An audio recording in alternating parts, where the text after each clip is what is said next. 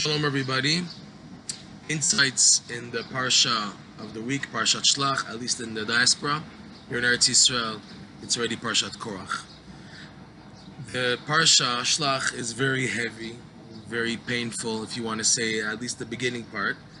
But towards the end, past the second half of the Parsha, we go into that Hashem is already telling them, and when you come into the land and you offer sacrifices, so and so is the amount of wine libation and meal offering for a cattle, for sheep, okay, for rams, etc. And then the parsha goes into the laws of the Challah, taking off the Challah, the truma of the Challah. When you make dough, an amount of dough equivalent to about 43 eggs and 1/5, that's over 1 kilo, of course, or much more than 1 kilo. Of flour, then you have to take off a type of truma, a type of offering which is called challah.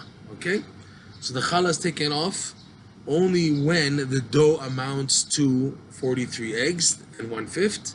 Then you have to take off a thing called challah. The word challah is very strange. Even Rashi, he brings down a French translation, tortue, whatever that means. Okay, what's going on here? What is this idea of the hafrashat challah and this wording called challah? So more details before we go on and to explain is what is obligated, what type of grains are obligated to take off the challah. It's 5 grains.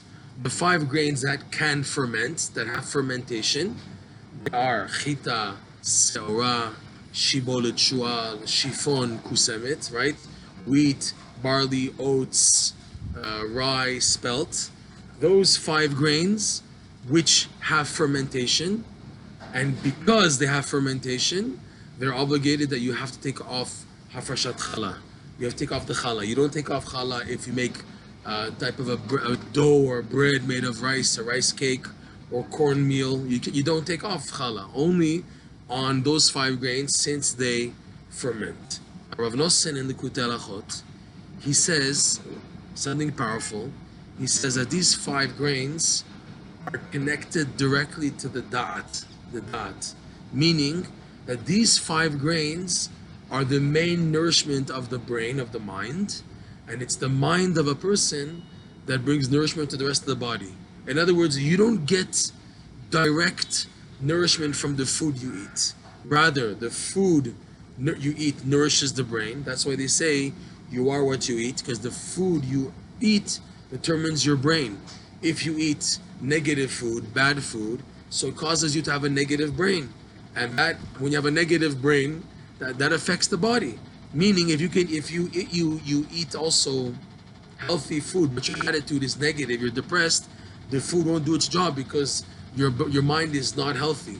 Whereas if how you're eating and what you're eating, when you're eating, all the things together are in proper place, and in particular the 5 grains are the main nourishment of the brain, so that brings nourishment to the rest of the body.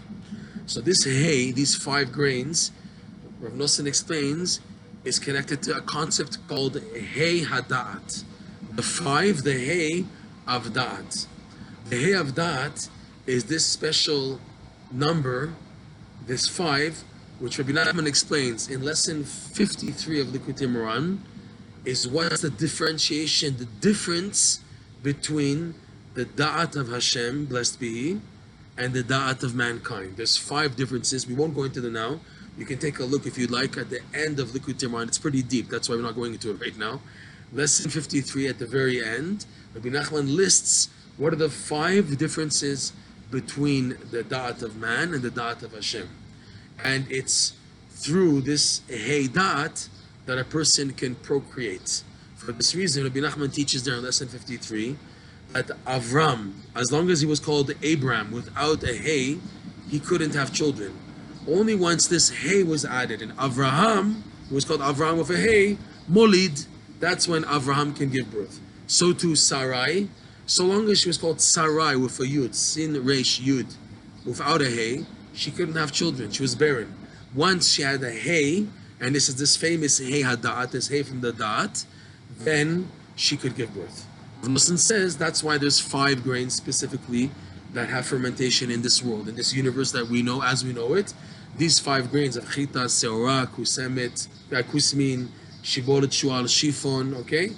These 5 specifically, they're 5 because that's the famous 5 of the da'at, and because the brain is nourished from those 5, okay? So now, with that in mind, specifically, these 5 grains, when you make a dough, in the language of the Torah, it's called arisotechem. You'll see in the Parshat, it's called arisotechem. When you make a dough from these 5 grains, you have to take off a truma, a special truma. There's already all types of tithes. There's truma when you have a field, your produce, you have to give truma to the Kohen, and there's what's called Maser Rishon, Maser Sheni. Okay, there's all types of tithings. Another one is when you make dough, you have to give to the Kohen when there was a Kohen. Okay, today we don't, so we take and you throw it out, you burn it, whatever. So you have to give a tithe called truma. Why? Why do you have to give a tithe called truma, a truma called challah? Why do you have to take a tithe off of these 5? So Rav Nosson explains that these 5 have fermentation. What is fermentation? Fermentation is a waiting period. Because how does fermentation, leavening, take place? It takes place by waiting, letting the flour and the water sit still and wait. Now, normally, the idea of da'at, knowledge, is progression. You're advancing. You're always moving forward, and it's in a momentum of going forward. So, lichora, it seems that fermentation, which is sitting still, let it ferment, is the exact opposite of that. You want to advance. Da'at is advancing. And here, fermentation, these 5 grains which have fermentation in them, is a delaying process. What's going on? So Rav Nosson explains, based on what Rabbi Nachman teaches in Likutey Moharan, lesson 24, this famous lesson 24. Rav Nosson goes into this, you can see in Likutey Halachot, the laws of Nefilat Apayim in section Orach Chaim, discourse number 4. He says that the secret of knowledge is not to know. The goal of knowledge is not to know. What does that mean? That no matter how much we try to advance in knowing Hashem, in your knowledge of Torah, the more you advance in your knowledge, the more you realize how much you don't know. How much you're far. How much things are so far away from you. How things are super duper far. So that means the more you're advanced in knowing, the more you know how much you don't know. So then what? You have no other alternative, no other choice than to strengthen your emunah. And that's the goal of da'at. Rav Nosson explains, Rabbi Nachman explains, the goal of da'at is to enhance your emunah. Your goal of da'at is to put emunah inside of it. If you think knowledge is the crux of life, you're wrong. Because knowledge is endless. And you are finite. By definition, as a human being, with your human brain, even though you have a Jewish neshama and everything, you are still finite vis-a-vis compared to Hashem, who's infinite. So what can you master? What's the goal of knowing? If that's the case, I'm not going to open any books. I'm not going to learn. If not, I'm never going to perceive anyway, so why should I waste my time? No, you're not wasting your time by learning Torah and advancing your faculty of your brain to understand and delve more in the Torah of Hashem and thus understanding Hashem. You're not wasting your time. What's happening is, the more you advance and the more you realize how much you don't know, you have no other alternative but to strengthen your emunah. And that's what's happening. And that's the goal. Hashem wants us to strengthen our emunah, and you can only strengthen your emunah, or the best way to strengthen emunah is with da'at. Like Rabbi Nachman teaches in Rabbi Nachman's wisdom, Sichot Haran, that someone who's just on emunah can easily fall. And someone who's just da'at without emunah, for sure that's nothing. For sure that's garbage. What's needed is the combination of emunah and da'at. Okay, they work together. That you're looking to learn in order to enhance your emunah, to enhance all your emunah-based devotions, your davening, your bodedut, your mitzvah performance. That's the goal of the da'at, that you know so much more how much you don't know, and thus your awareness of Hashem's greatness is heightened, and thus your emunah is heightened, okay? So, when you're in fermentation process, it's like a pushback. Fermentation is pushing you back. You want to advance, but you can't advance. Because in order to perceive Hashem, you have to be pushed back.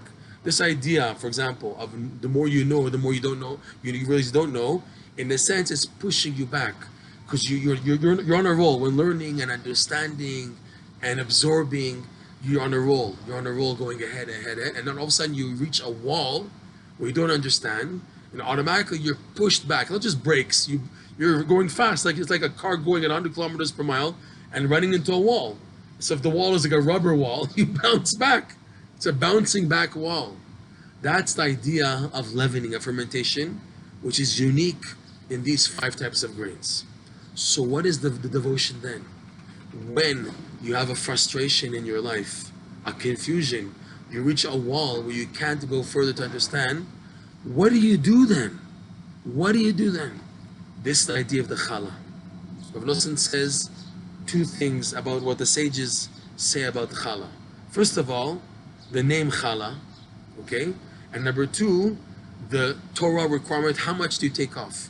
Of the Hafrashat Challah, for example, on the Truma and the Maaser Rishon that you give to a Levite and the Maaser Ani to the poor, the Torah says specifically exactly how much to give. 10% or 100th, whatever. By the Challah, Rashi says in the Parsha, quoting the sages, Mideoraita ein lo shiur. According to Torah law, there's no amount. You can take as much as you want. Okay? The sages came along, Chachamim come along, and they said, for a balabait, a homemaker, it's enough for him or her, the wife, to take off 1/24th of the batch of dough, which in this case is a minimum of 43 eggs. So 1/24th of 43 eggs, which is like over a kilo, you take an amount which is considered 1/24th of the amount of the dough. That's enough of the truma, okay? And you give that to the Kohen at the time that was a Beit HaMikdash. And if it's a baker, a nachtom, he gives 1/48th, okay? 1/48th of the batch of 43 eggs and 1/5, he gives 1/48th. But, like Rav Nosson points out, midoraita, from the Torah law, initially, any amount is enough. What's going on here? Rav Nosson says the word challah is rooted in the word for yearning and desire, where in Hebrew, the Hebrew language, there's many words for that. There's kisufin, ishtokekut, okay? There's one word also, retzonot also. There's another word called tochelet memushacha, that a person is pining for something to happen already. Challah has the same root, chet lamed, and also in tochelet is also chet lamed. It's the yearning.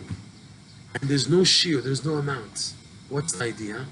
That when you're going through your fermentation in life, when you're advancing and then you hit a wall and you're pushed back and you can't advance and you have to resort to emunah, but at the same time you want to advance, what happens then is all you can do is yearn. You're being pushed back. Because what lets you do things in life? Your understanding. Yes, everything's clear. When a person has comprehension of what's happening in his life, he's very enthusiastic of doing things. Even a person who has a daily schedule, because he understands his schedule. I wake up at this hour, brush my teeth, go for a jog, davening, learning, coffee in the morning, eating, go to work, have my daf yomi, whatever, daf mincha, mariv, the life of a Jew in his schedule, whatever he does, shopping, exercise, swimming, he's devoted to it. When you have a schedule and you build a schedule because you believe in it and you know that you understand that this has to be done, so you enjoy doing it and you have a push forward. When you have a frustration in your life, so you're stuck. You don't know what's happening. So what can you do then? All you can do then is yearn. That's the idea that when there's fermentation, when the dough is made, the dough is finally ready before you're ready to bake it or to eat it. So you have to take off challah, and it's consecrated. It's considered going to the Kohen. Today we burn it. And according to the Torah initial law, there's no shiur, there's no amount, because this is the yearning of a Jew. When it comes to the heart of a Jew, there's different levels. You can't measure a Jew by his yearning. Once Rav Nosson once said, I can explain the most difficult Maharam Shik or Maharam Shif, which is a very deep commentary in the Gemara, that they explain another Jew. Why did he say that? He says, because you can never know what's in another Jewish heart. A Jew's broken heart and the yearning and what he's going through, you can't relate, you can't fathom it, you can't grasp it. A person now writes a test and you see, oh, he got 100, 90, 80. His intellect is talking on the page, so you can see how much he knows. That's why we do tests, to see if the person knows. But when it comes to the person's yearning, when he's pushed back, there's no measurement to that. That's why Challah, Rav Nosson writes, Midoraita, according to Torah law, has no measurement. With this also, you can explain the famous rabbinical teaching in Gemara of one rabbi from the Gemara.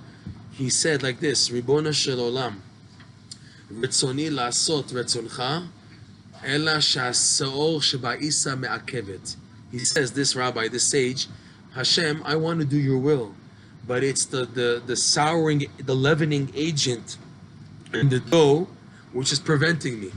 So you can understand this Gemara as if he's saying, Hashem, my desire is to do your will. I can't do, so all I can do is to yearn. And I got to this level of yearning, thanks to what? Ella, in other words, through, how did it come to me through?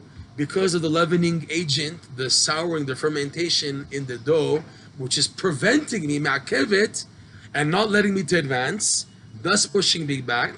What does that create? It creates yearning, because yearning takes place when you have an obstacle.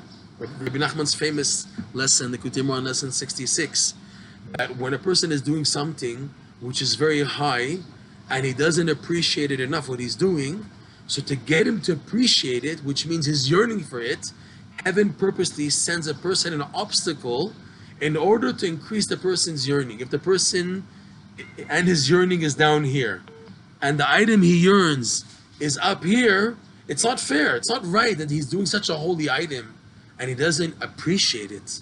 So heaven says, we want the person to appreciate it. How can we get him to appreciate Shabbat and traveling to a tzaddik and giving tzedakah and putting tefillin and davening in the morning? By giving him major obstacles. What does obstacles do? It causes yearning, more yearning, until he goes up with his yearning until it reaches the level of the item being yearned. The nechshak, it's called. There's a choshek, cheshek, and nechshak, when they're all equal. The yearner, the yearning, and the item being yearned, they're all same level, then the obstacles disappear.